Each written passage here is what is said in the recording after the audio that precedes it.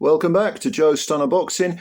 I seem to be mentioning Simon Jordan quite a bit in these recent videos, and I was thinking, why am I doing that? And I've had conversations about Simon Jordan with G-Man and Lee from Inside the Distance and a few others. And I think there's one reason why, there's one saving grace about Simon Jordan. Now, before I go into that, I instantly disliked the guy when he was so glaringly biased a couple of years ago towards Frank Warren, and he absolutely hated Eddie Hearn, and he still does hate Eddie Hearn. But he's also made a bit of an enemy out of Warren. So suddenly there's a bit more consistency floating around there. Why is he suddenly hating on Warren? Perhaps it's a kickback because people could see his glaring bias in the past. So he says, well, I better put the boot in. And rather than be a little bit more diplomatic towards Hearn, he decided, well, I'll put the boot into Warren a bit more. Now, I'm sure Warren doesn't care any more than Hearn does. Hearn, by the way, he's absolutely got Jordan in his pocket. He actually, the funniest thing of all was the funniest thing I've heard Eddie say was, I think Simon Jordan looks at me and wonders what might have been, meaning he desperately wants to be me. And this is something that me and Lee from Inside the Distance said. We talked about a while back with his friend Dean. We were all saying about how Jordan, he envies Hearn. Whereas Warren, being an older man, probably Jordan didn't see him as a contemporary and therefore initially was a little bit reverent. But he's definitely started to turn against Frank, and Frank doesn't like him, and there's a lot of back and forth. And Jordan still talks a load of crap. I'm not convinced Jordan knows what he's looking at in a boxing ring. And he can remember facts, and he can understand a little bit factually about the history of the sport, because facts are really just knowledge, and knowledge can exist in your head. It can exist on the internet. It can exist in books and magazines. It's there.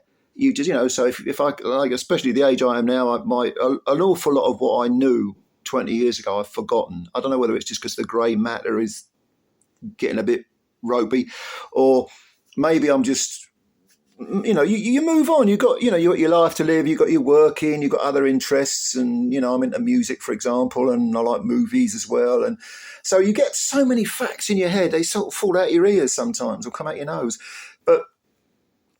But it's all right, if I can't remember something, I think, why can't I remember that? I saw that fight. I remember it. Well, yeah, but I saw it 35, 40, 45 years ago. So I have to go and look it up. There's nothing wrong with that. But watching a boxing match and knowing what you're looking at is definitely something different. That's a very different thing. When people talk about experts, I think, well, there are different types of experts. There are historians, proper historians. There are people that are knowledgeable when it comes to facts about the history of boxing. There are people who can train fighters. There are people who can, of course, fight, which is, let's not forget that. But to be honest with you, Simon Jordan, I'm not convinced he knows what he's looking at in a boxing. I don't think he can see many nuances. He can see the obvious things, which we can all see.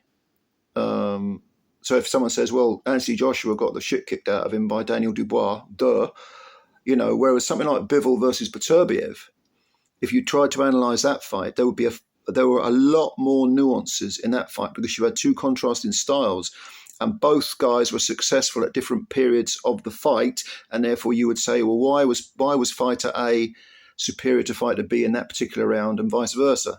So you've got to know what you're looking at. That's a different thing. That to me is really understanding boxing, fully understanding it. And I'm not convinced Jordan does that, can do that.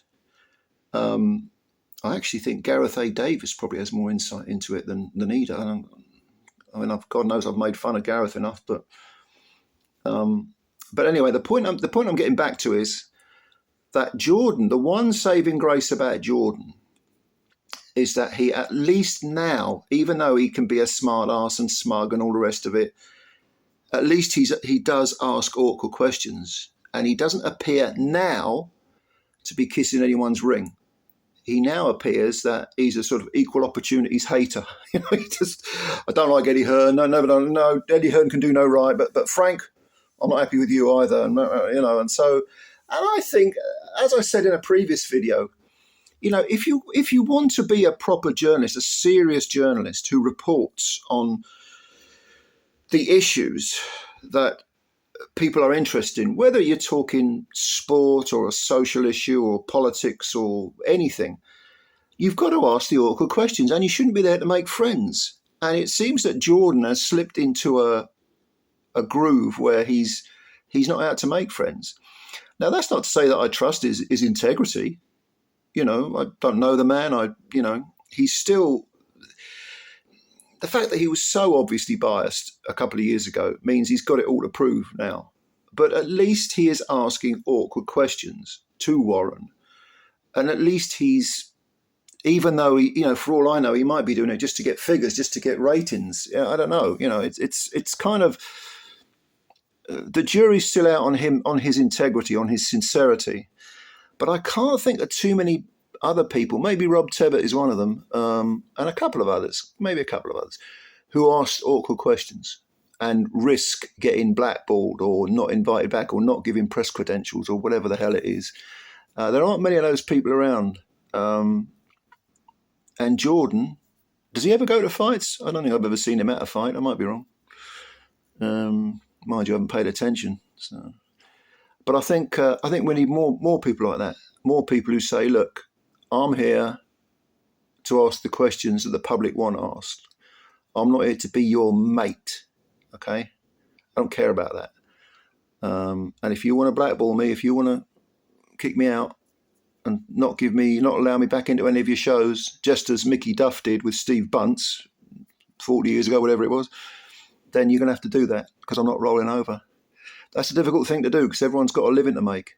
Everyone needs to pay their bills. If you want to be a boxing journalist, you've got to get that balance right. I suppose we're talking diplomacy here and having that sort of political mindset where you can be nice to people, but at the same time, get your work done properly. Anyway, what do you think?